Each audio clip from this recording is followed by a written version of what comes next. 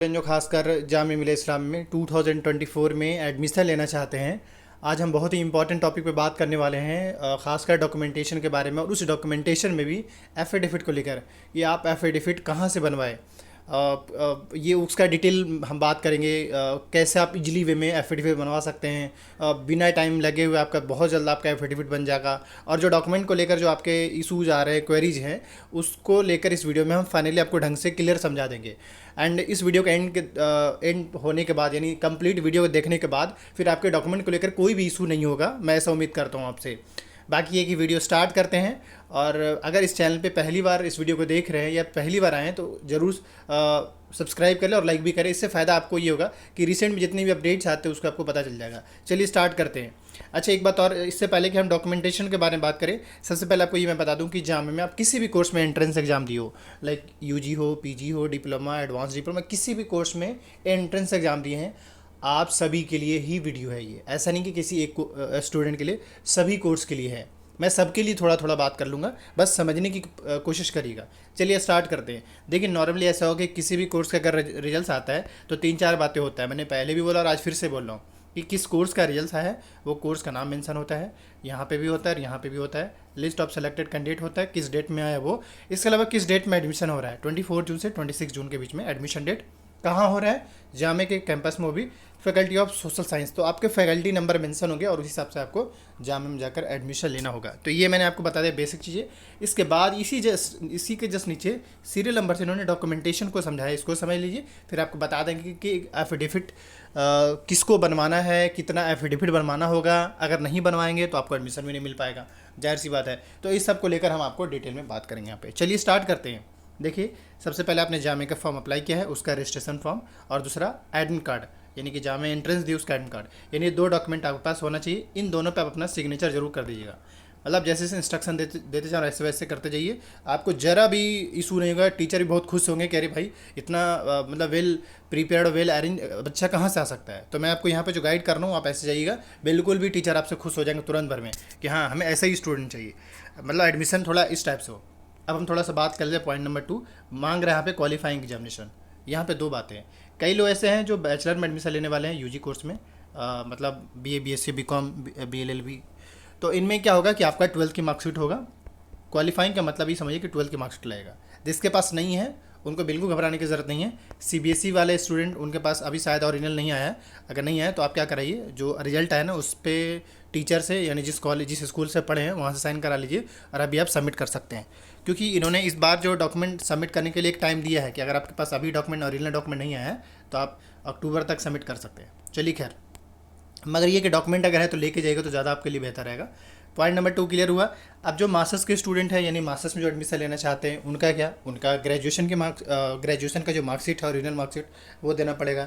जो PG diploma है उनका भी मास्टर्स का सर्टिफिकेट लगेगा। इस तरीके से, और डिप्लोमा वाले, स्पेशली जो डिप्लोमा इंजीनियरिंग के स्टूडेंट हैं, उनका 10th की मार्कशीट लगेगा। और अगर 12th पास है तो 12th की मार्कशीट लगेगा। तो ये मतलब ये मैं बताना चाह रहा हूँ कि क्वालिफाइंग का मतलब ये है कि आपने जिस कोर्स में आपने अप्लाई किया है वो कोर्स का एलिजिबिलिटी क्राइटेरिया क्या था, उसका डॉक्यूमेंटेशन देना पड़ेगा। तो पॉइंट नंबर 2 आपका क्लियर हो गया होगा। हाँ, ये है कि ओरिजिनल के साथ साथ जीरोक्स जरूर मार्कशीट का, उस पर साइन करके दीजिएगा उनको। तीसरा ये कि बर्थ सर्टिफिकेट, तो बर्थ सर्टिफिकेट कई लोगों का होता है, नहीं भी होता है। अगर होता है तो वो जरूर लेकर जाएंगे, नहीं है तो आपका जो 10th की मार्कशीट है वो भी बर्थ सर्टिफिकेट का काम करता है, तो अपनी 10th की मार्कशीट जरूर लेके जाइएगा। पॉइंट नंबर 3 क्लियर हो गया। पॉइंट नंबर 4 में क्या है कि आपके पास कोई भी आईडी प्रूफ, जैसे कि वोटर आईडी कार्ड, आधार कार्ड, कोई भी आईडी प्रूफ अपना लेकर जाइएगा। स्टूडेंट का याद रखिएगा, स्टूडेंट का आईडी प्रूफ लेके जाना होगा।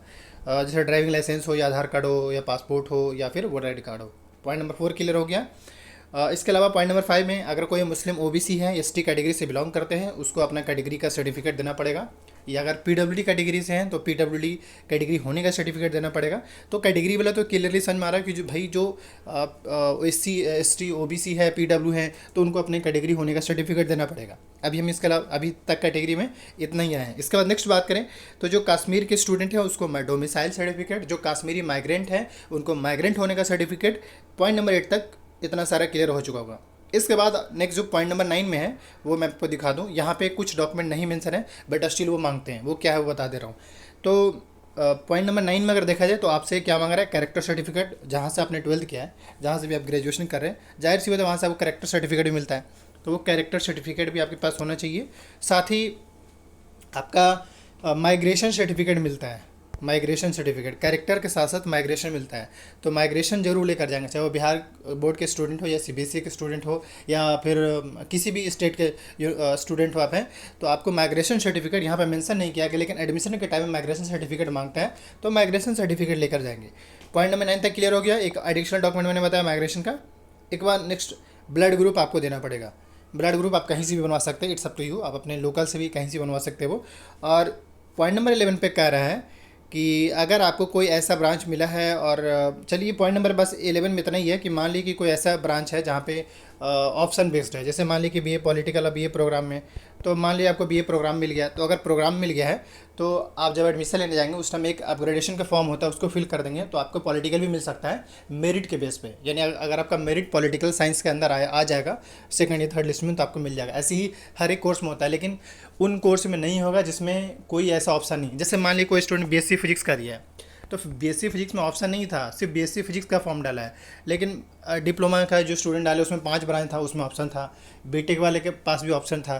इस तरीके से पॉलिटिकल में ऑप्शन था, ज्योग्राफी में ऑप्शन था, ज्योग्राफी में ऑप्शन था ना, सोशोलॉजी साइकोलॉजी ज्योग्राफी, तो उनमें से कोई भी एक मान ली कि आपको ज्योग्राफी मिल गया और चाहिए आपको साइकोलॉजी, तो उस केस में आपको वहाँ पे एक फॉर्म मिलता है, काउंसलिंग फॉर्म मिलता है, उसमें अपग्रेडेशन करने का एक फॉर्म मिलता है, यानी अपग्रेडेशन करने का एक फॉर्म दिया जाता है, उस फॉर्म को फिल करके दे देंगे तो आपका ब्रांच अपग्रेड हो जाएगा। डिग्रेड नहीं होता, अपग्रेड होता है, यानी टॉप पे जा सकते हैं, बॉटम नहीं जा सकते अगर आपको ब्रांच मिल जाता है।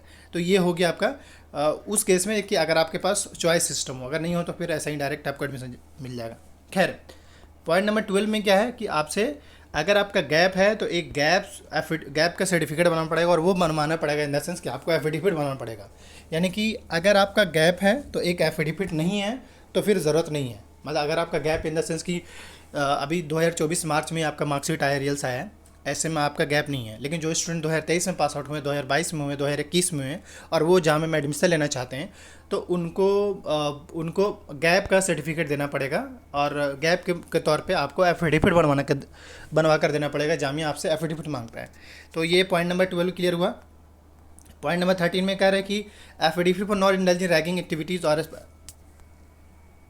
रैगिंग को लेकर बोला जा रहा है, तो 2 रैगिंग का सर्टिफिकेट बनता है, एक स्टूडेंट के बिहाफ में, एक पेरेंट्स के बिहाफ में। मतलब रैगिंग का आपको 2 एफिडेविट बनवाना पड़ेगा, और ये आपको लास्ट टाइम दे रहे हैं, और बस इतना काफ़ी है डॉक्यूमेंटेशन के तौर पे, इतना काफ़ी है। और एक और डॉक्यूमेंट मुस्लिम वुमेन होने का और मुस्लिम होने का एक एफिडेविट देना पड़ेगा। अब मैं आपको यहाँ पे समझा रहा हूँ, सवाल ये होगा, इतना सारा डॉक्यूमेंट समझ में आ गया, ये सारे डॉक्यूमेंट ओरिजिनल के साथ साथ जेरोक्स देना पड़ेगा, फिर एडमिशन का जो डेट मिला उस डेट में जाएंगे, और उसके बाद फिर आपका एक फॉर्म मिलेगा, उसको फिल करेंगे डिटेल, उसके बाद वहाँ पे मेंशन करता है कौन कौन डॉक्यूमेंट टिक करना होता है, उसके बाद फिर आपके वहाँ पे जो टीचर होते हैं वो आपका डॉक्यूमेंट वेरीफाई करेंगे, उसको आप वो रख लेंगे, फिर एक फ़ीस स्लिप लेंगे आपको, मतलब एक फ़ीस स्लिप देंगे जामिया वाले, और फीस स्लिप देने के बाद कहेंगे आप पेमेंट कर दीजिए। पेमेंट करने के लिए कैश में, जामिया के पास में 2 बैंक हैं, Indian bank, bank of India, वहाँ कैश में जाकर जमा करना होता है। जमा करने के बाद बैंक वाला इस A4 शीट पे साइन करेगा, उसके बाद साइन करने के बाद हाफ पार्ट वो खुद रख लेगा और एक पार्ट जो है आपको दे देगा।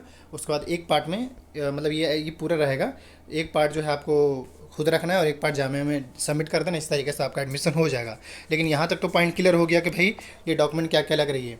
एक चीज़ अभी आप बताते रहो, समझिए, मैं आपको बता दे रहा हूँ कि एफिडेविट एटलीस्ट किसको देना पड़ेगा। देखिए 2 रैगिंग का तो देना ही पड़ेगा, 2 रैगिंग का, अगर आपके पास गैप नहीं है तो 2 रैगिंग का देना पड़ेगा।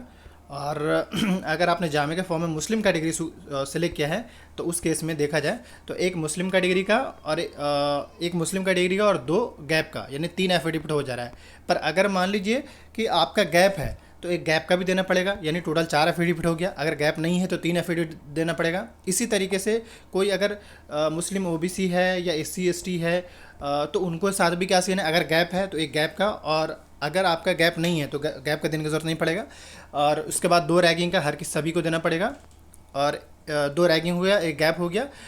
अगर नहीं है तो कोई बात नहीं, है तो देना पड़ेगा। और कैटेगरी का तो ऑलरेडी आपके पास है ही, तो आपको देने की ज़रूरत नहीं है। लेकिन याद रखिएगा मुस्लिम वेमेन और मुस्लिम कैटेगरी, मुस्लिम वेमेन और मुस्लिम कैटेगरी को अपना एक एफिडेविट देना पड़ेगी। इसके लिए तो आपको देना ही पड़ेगा। और ये सब कहाँ बनाएंगे एफिडेविट, वो आप बता देते हैं। इतना समझ में आया कि किसको एफिडेविट देना है, किसको नहीं देना है, और कौन कौन से कैटेगरी वालों को देना है, ये सब समझ में आ गया होगा। मतलब मुस्लिम वुमेन को एक देना ही होगा। इसके साथ ही 2 रैगिंग का, यानी 3 हो गया। अगर गैप है तो एक और जोड़ लीजिए, 4 हो गया। ऐसे ही मुस्लिम कैटेगरी के स्टूडेंट के साथ भी सेम सीन है, अगर गैप है तो 1 हो गया। और मुस्लिम वुमेन होने का या मुस्लिम होने का तो एफिडेविट देना ही पड़ेगा, वो मांगता ही मांगता है। तो ये मैंने आपको एफिडेविट के बारे में ढंग से समझा दिया। अब सवाल एक होगा, सर हम अपना एफिडेविट कहाँ बनाएं? बहुत ईजी, बहुत आसान, बहुत ही ईजी वे में कह लीजिए। आप अगर एफिडेविट बनाना चाहते हैं तो मुझे लगता है कि मैं जो बताने में इससे बेहतर हो ही नहीं सकता है, पूरे दिल्ली में नहीं हो सकता है। दूसरी बात यह है कि एफिडेविट घर से मत बनवाइएगा। मतलब आपको लग रहा है सर मैं घर से बनवा लूँ, घर में अगर जहाँ से, क्योंकि कई लोग ऐसे होंगे जो यूपी, बिहार और झारखंड और राजस्थान, अलग अलग स्टेट्स होंगे, वहाँ से बच्चे सेलेक्ट हुए जामे में भी होंगे, तो फिर होंगे सर हम घर से क्यों एफिडेविट बनवा लें।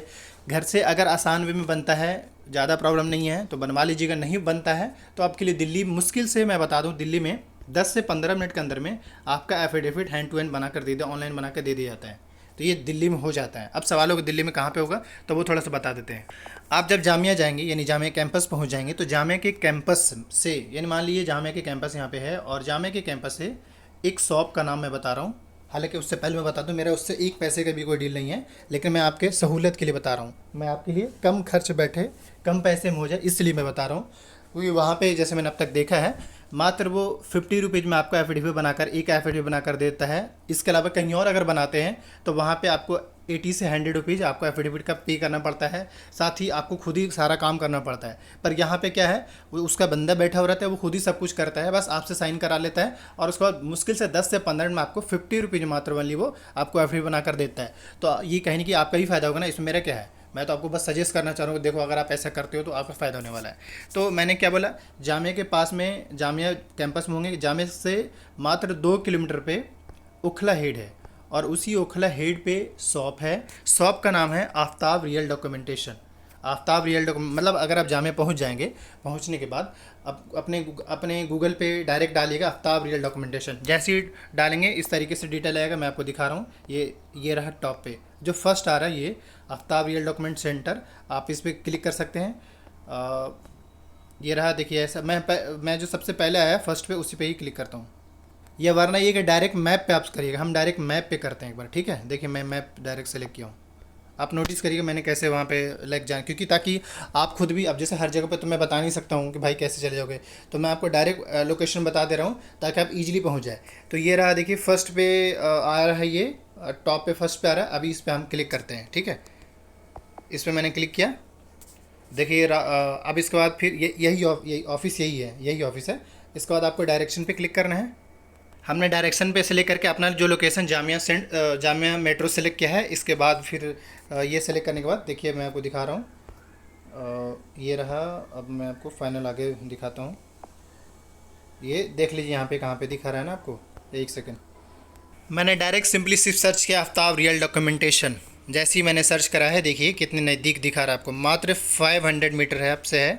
जामिया का मेट्रो देख रहे हैं, वहाँ से सीधा रास्ता जाता है बिल्कुल स्ट्रेट, और रास्ते पे ही अल निहार करके एक होटल है, उसी की जैसे राइट साइड पे, मतलब अगर आप इस साइड से जा रहे हैं तो आपका राइट साइड पे ये शॉप है, आफ्ताब रियल डॉक्यूमेंटेशन के नाम से लिखा होगा।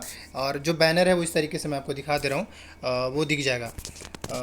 ये आप देखिए कितना नज़दीक है, मतलब ये जामिया का कैंपस है, ये पूरा जामिया कैंपस है। यहाँ पे मेट्रो है और मेट्रो से जस्ट सामने आप बैटरी वाले या खुद पैदल भी जा सकते हैं। मात्र 500 मीटर है, वहाँ पे जाएंगे। मात्र 50 रुपीज़ पर एफिडेविट लेगा। जैसे अगर मान लीजिए 3 बनाते हैं तो 150 में आपको एफिडेविट बना कर दे देगा। तो कैसे जाएंगे मैंने बता दिया आपको, सिंपली गूगल पे जाना है और सर्च कर लेना, यही इसका शॉप है, देख रहे हैं ना। नहीं ये गलत थोड़ा सा बता रहे हैं, मैं बता दे रहा हूँ फिर से।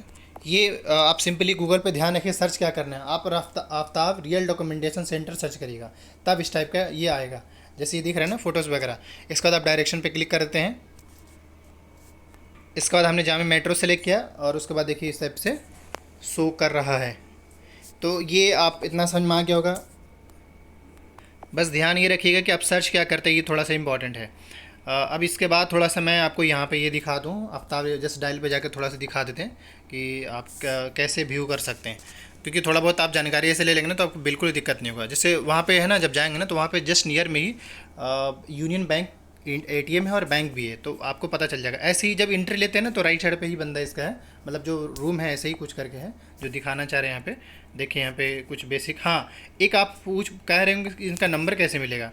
तो तो इनका नंबर कैसे मिलेगा वो मैं आपको, इनका नंबर ऐसा है, मैं वीडियो के डिस्क्रिप्शन बॉक्स में आपको दे दूंगा, ठीक है। इस वीडियो के डिस्क्रिप्शन बॉक्स में नंबर दे दूंगा उनका, डायरेक्ट उनसे बात करके उनके पास जाकर बना लीजिएगा, ठीक है। मतलब मेरा एक पैसे को यहाँ पे डील नहीं, आप खुद करिए सब, ठीक है।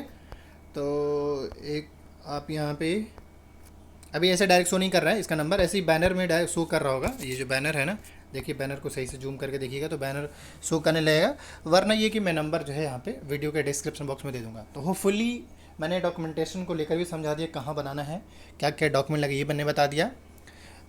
मैं कह सकता हूँ कि ये वीडियो आपके लिए काफ़ी हेल्पफुल होगा, और मुझे नहीं लगता है कि इसके बाद अगर आपके साथ कोई दिक्कत होने हो। हाँ, एक पॉइंट और, कि मान लीजिए आपके पास कोई डॉक्यूमेंट नहीं है तो क्या करें, क्या आपका एडमिशन कैंसिल हो जाएगा? ऐसा बिल्कुल नहीं है, क्योंकि जामिया ने ऑलरेडी आपको टाइम दिया है कि भाई आप इतने दिन तक में डॉक्यूमेंट सबमिट कर सकते हैं। तो आप क्या करिएगा, जो डॉक्यूमेंट नहीं है उसका एक एप्लीकेशन लिख करके जामिया के कंट्रोलर या जामिया के जो डीन है उसके बिहाफ में एक एप्लीकेशन, यानी जिस डिपार्टमेंट हुआ है उस डिपार्टमेंट के डीन के बिहाफ में एक एप्लीकेशन लिख करके उनको दे दीजिएगा, सर कि अभी डॉक्यूमेंट नहीं है, पर जैसे ही होगा हम आपको सबमिट कर देंगे। या फिर उनसे पूछ लीजिएगा, मतलब पोलाइट रहेगा थोड़ा, वहाँ पे प्रोफेसर काफ़ी पोलाइट उन लोगों के लिए हैं जो स्टूडेंट पोलाइटली तरीके से वहाँ पे डील करते हैं, जो थोड़ा बहुत अपना एटीट्यूड दिखाएंगे, जो थोड़ा बहुत अपना तेवर दिखाएंगे, टीचर उससे ज़्यादा तेवर में रहेंगे। तो इस बात का थोड़ा सा ध्यान रखिएगा। तो बाकी यह कि अच्छे से आप, अभी रियल्स आ रहा है, चेक कीजिए, देखिए। बाकी इस चैनल को सब्सक्राइब कर लिए। एफिडेविट को लेकर थोड़ा बहुत भी डाउट्स अगर होता है तो आप कमेंट कीजिएगा, हम आपको ज़रूर रिस्पॉन्ड करेंगे। Thank you.